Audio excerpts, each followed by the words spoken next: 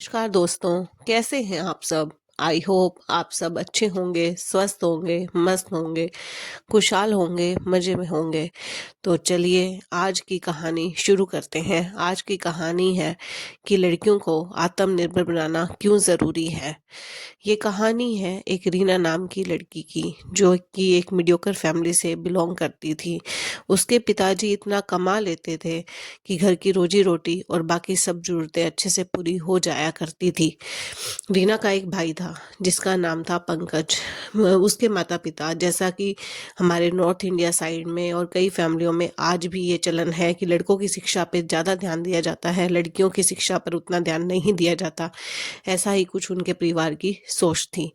इसलिए पंकज की पढ़ाई पर उसके पिताजी जोर शोर से खर्च करते। उसकी माँ भी पंकज को अच्छा खाने पीने को देती, अच्छे अच्छे कपड़े लाती, जबकि रीना के लिए वो बोलती कि लड़की है, ठीक है, पढ़ लेगी, करना ही क्या है, ज़्यादा पढ़ लिख कर करने तो वही घर के काम है। यही सोचती उसके माता पिता की रीना को लेकर। इसलिए वो रीना की शिक्षा पर इतना ज़्यादा ध्यान नहीं देते थे।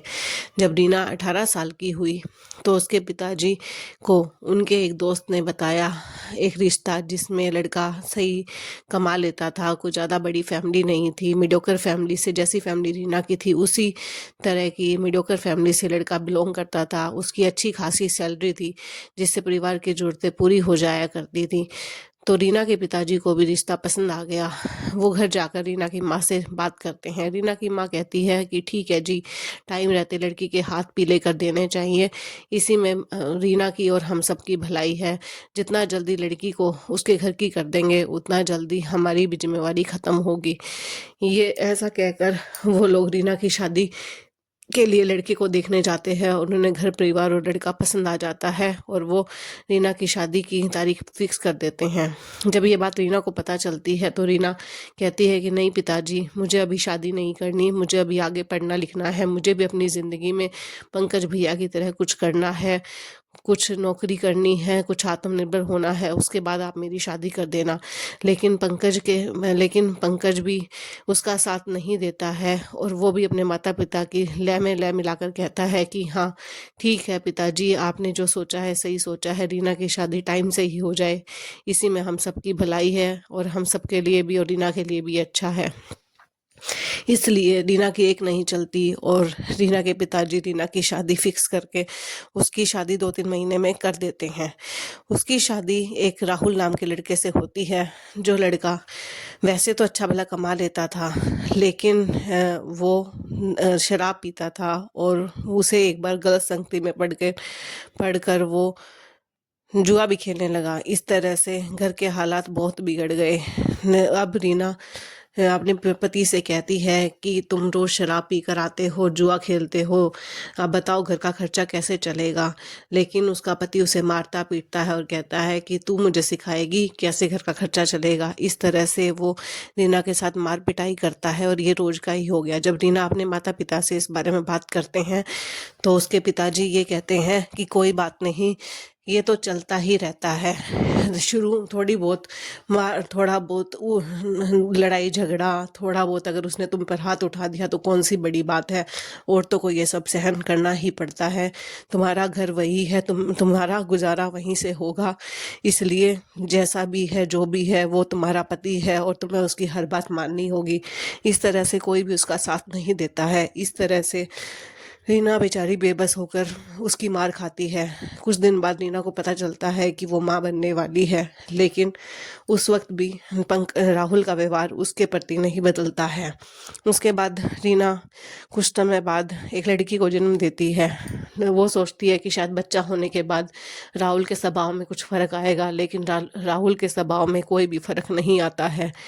वो उसी तरह से शराब पीता, जुआ खेलता और जो भी घर की बची कुची संपत्ति है वो सब जुए में हार चुका था। इस तरह से घर के हालात इतने बिगड़ चुके थे कि रीना और उसकी बच्ची को एक वक्त का खाना, भरपेट खाना भी नहीं मिल पाता था और राहुल का पता ही नहीं होता था। 2-2 दिन 3 दिन तक वो कहीं पड़ा रहता था। जब रीना ने ये बात अपने सास ससुर से बताई तो सास ससुर कहने लगे कि तुम जानो, तुम्हारी गृहस्थी जाने, हमें क्या, हमने तो लड़के की शादी कर दी और तुम्हें लड़का सौंप दिया, अब हमें कोई मतलब नहीं है, हमें चैन से अपनी ज़िंदगी, बची हुई ज़िंदगी जीने दो, हमें कोई मतलब नहीं है, तुम जैसा रखो अपने पति के साथ वैसा रखो, हम तुम्हारे बीच में नहीं बोलेंगे।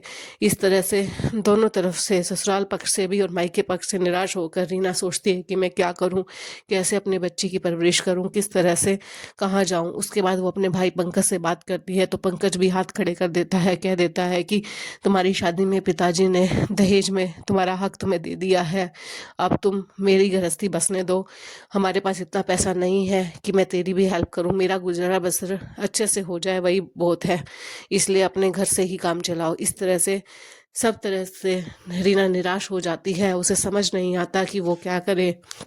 एक दिन जब वो निराश होकर लेटी होती है तो उसे याद आता है कि उसे सिलाई कढ़ाई का शुरू से शौक था। अब वो पड़ोस में एक भाभी होती है, वो रीना उससे जाके बात करती है और कहती है भाभी प्लीज़ मुझे सिलाई कढ़ाई सिखा दो, मैं यही काम करके कुछ ना कुछ पैसे कमा लूँगी। तो उसकी भाभी कहती है कि ना ठीक है रीना, मैं तुम्हें काम सिखा दूँगी और उसके बाद जो मेरे पास काम आता है सिलाई कढ़ाई का वो तुम कर लेना, मैं तुम्हें उस काम का 25% हिस्सा जो मुझे मिलता है उसका 25% मैं तुम्हें दे दूँगी, इससे तुम्हारा गुजारा बसरा भी हो जाएगा और मेरा काम भी हल्का हो जाएगा, मुझे भी हेल्प हो जाएगी। इस तरह से रीना भाभी के पास काम सीखती है और कुछ दिन बाद वो इतनी एक्सपर्ट हो जाती है कि वो अपना खुद का बुटीक खोलती है और अपनी बेटी का और अपना खुद का गुजारा अच्छे से करने लगती है और अपने पति से अलग होकर रहने लग जाती है। अब उनके दिन अच्छे से चलने लगते हैं। इसलिए ही बोला गया है कि पता नहीं चलता, माँ बाप तो अपनी लड़की की शादी अच्छे से देखभाल कर ही करते हैं, लेकिन आगे लड़की की किस्मत में क्या लिखा है इसका कोई कुछ नहीं कह सकता। इसलिए लड़कियों को आत्मनिर्भर होना ज़रूरी है। अगर रीना को सिलाई कढ़ाई नहीं आती तो वो कैसे अपनी बेटी का और अपना गुजारा करती। कहने का मतलब यही है, चाहे स्किल कोई भी हो, चाहे कोई भी कौशल हो, कोई भी चीज़ हो जिसमें लड़की की रुचि हो, लड़की को शादी से पहले आत्मनिर्भर बनाना ज़रूरी है ताकि ज़रूरत पड़ने पर वो अपना और अपने परिवार का, अपने बच्चों का पालन पोषण अच्छे से कर सके और उसे अपने गुजारा चलाने के लिए, अपना परिवार में भरपेट खाना खाने के लिए किसी दूसरे पर निर्भर ना रहना पड़े। तो बस मेरा यही उद्देश्य है कि प्लीज़ अपनी लड़की की शादी करने से पहले उसे आत्मनिर्भर बनाओ। धन्यवाद।